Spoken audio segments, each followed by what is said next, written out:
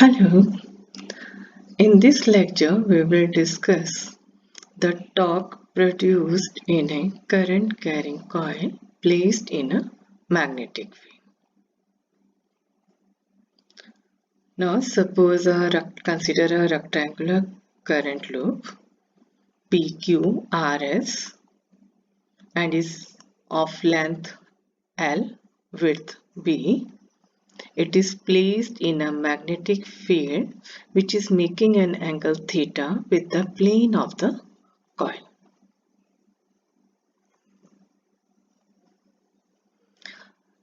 I current is flowing through this loop and this current is in anti-clockwise direction.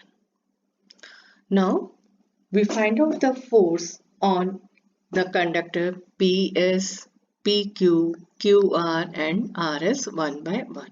First we will find out the force acting on this conductor PS.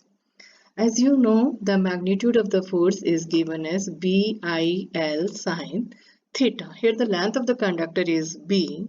So the magnitude of the force is BIB sine theta. And the direction of the force is given by the Fleming's left hand rule. When we apply the Fleming's left hand rule for the conductor PS, then the direction of the force is given in the upward direction and along the axis of the coil. Now, the force experienced by the conductor QR, length is the same, angle is theta. So, for this conductor also, the magnitude of the force is IBB sine theta. Direction is again given by the Fleming's left hand rule and it is seen that this force is acting in a direction opposite to the direction SP. Magnitude of both the forces is equal, direction is opposite, line of action is same, so the net effect of this force is 0.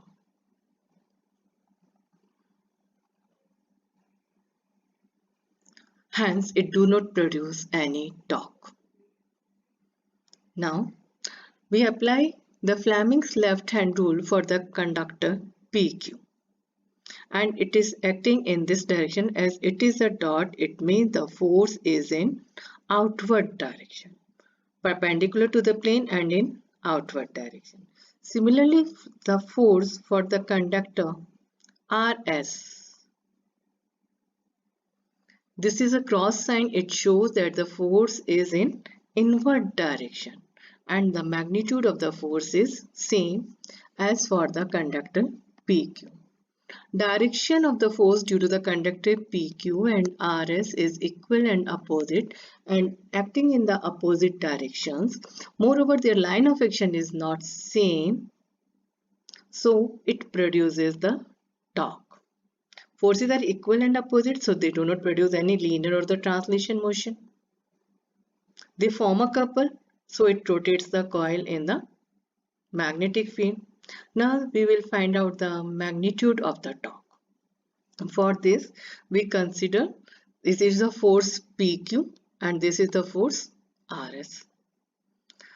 And it is a PM is a perpendicular distance between these two forces. As you know very well that the torque is the either of the force and the perpendicular distance between two forces. So the torque is ILB into B cos theta. Here the magnitude of PM is equal to B cos theta. You know that the cos theta is equal to base upon hypotenuse.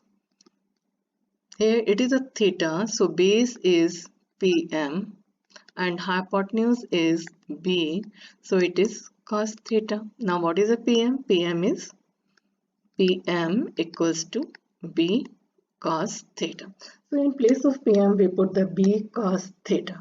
Moreover, you know that the length into width is the area of the rectangle. So this can be written in this way. If instead of single turn it has n turns, if it has n number of turns, then the torque experienced by the coil is NIAB. Means it moves it rotates very fast. Larger the number of turns, larger will be the rotation. As here is a cos theta, and you know very well that is a magnetic dipole moment and the field, magnetic field, both are the vector quantities. So torque is also a vector quantity. But if it is so, instead of cos, there should be a sine term. For this, we are introducing one more physical quantity here, that is the unit normal. Unit normal, that is a perpendicular to this plane. And let this normal makes an angle phi with the direction of magnetic field. See, it makes an angle phi with the direction of magnetic field, and this angle is between the plane of the coil and the direction of magnetic field is theta. So we can say that the theta plus phi equals to 90 degree, and theta is equal to 90 minus phi. Replace theta by 90 minus phi, it becomes NIAB sine phi.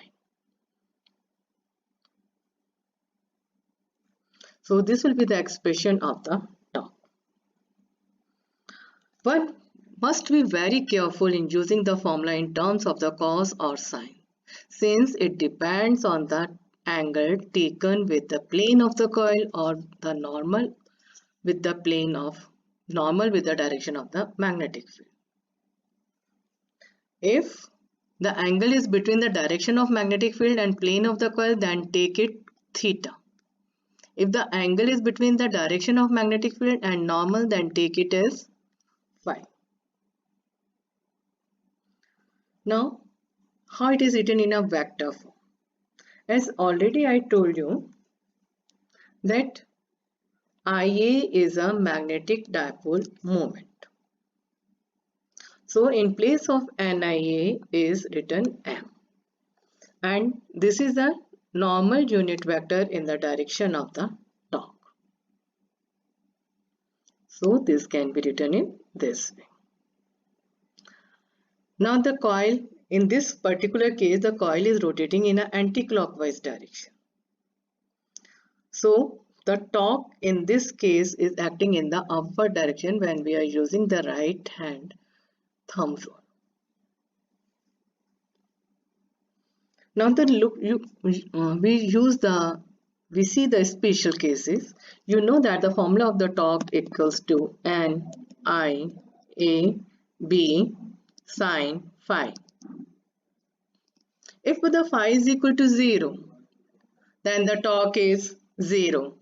If phi is 90 degrees, then the sine 90 is taken as 1 and the value of the torque is maximum, which is equal to NIAB. We are using the units magnetic field in Tesla, current is in ampere, area is in meter square, and the unit of the torque is Newton meter. This formula can be used for any loop irrespective of its shape. Thank you and have a nice day.